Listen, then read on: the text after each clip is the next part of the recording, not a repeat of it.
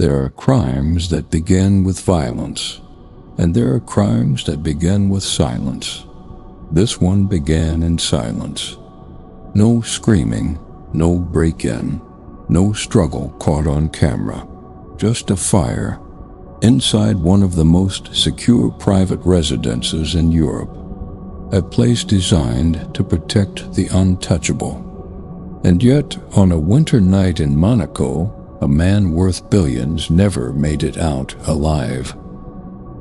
Monaco is not known for crime. It's known for wealth, for privacy, for discretion. The kind of place where danger is supposed to stay outside the gate. Which is why what happened inside that apartment in December of 1999 still raises questions decades later. Edmund Saffer was not just wealthy, he was powerful. A global banker, a financial architect trusted by governments, corporations, and some of the richest families on earth. His life was guarded carefully. He lived behind layers of protection most people never see: private security, controlled access, strict routines. And because of past assassination attempts, his home was designed with safety in mind, including a panic room, a place meant to save his life. December 3rd, 1999. Inside the apartment, Saffer was not alone. His private nurse was present. Security was stationed nearby. The building itself was monitored. Then, sometime after midnight, smoke alarms sounded. Fire had broken out in a bedroom. Responders arrived quickly, but gaining access took time. When they finally reached the source, both Safra and the nurse were dead. The fire had done its work, and almost immediately the narrative formed.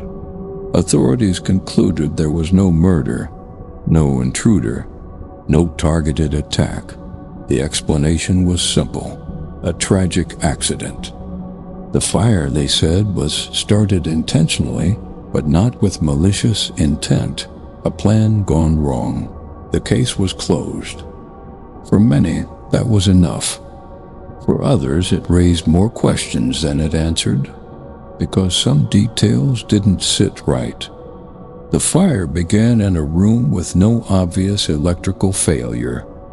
The doors were locked from the inside, and the sequence of events required a very specific chain of actions, all happening perfectly, in silence, without triggering earlier alarms. Investigators said it was possible. But possible is not the same as convincing. This is where the case becomes complicated. Not because of what we know, but because of what we don't.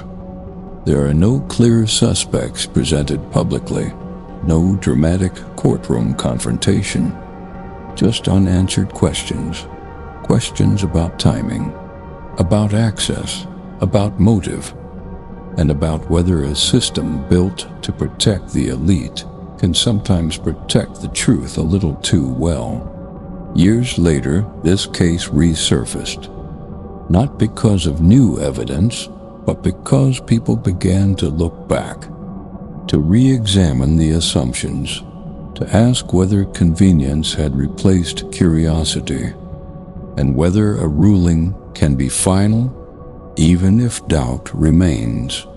True crime isn't always about solving a mystery. Sometimes it's about recognizing one, about knowing when an explanation closes a case, but not the conversation. Inside that apartment in Monaco, the fire eventually went out, but the questions never did. And in a world where power often decides which stories fade, this one refuses to disappear. You've been listening to True Crime Tales with WM, where we don't chase mysteries, we trace the places where answers disappear. Next time, another story, another question the world has never been able to solve.